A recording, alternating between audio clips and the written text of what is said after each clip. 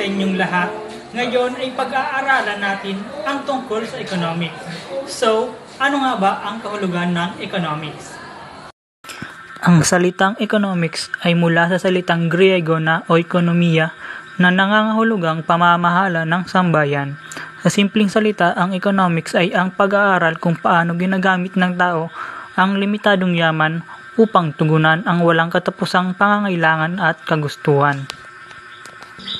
Sa economics, pinag-aaralan dito ang mahalagang tanong tulad ng ano ang gagawin, paano ito gagawin, at para kanino ito gagawin.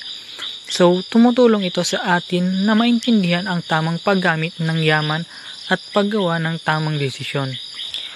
Kaya mahalagang pag-aralan ang economics dahil tinuturuan tayo nito ng masinop at responsableng pamamahala sa ating mga limitadong mapagkukunan. Sa susunod nating aralin, tatalakayin natin ang mga pangunahing konsepto sa economics. So, base sa ating maikling talakayan, ano ang inyong pagkakaintindi sa economics?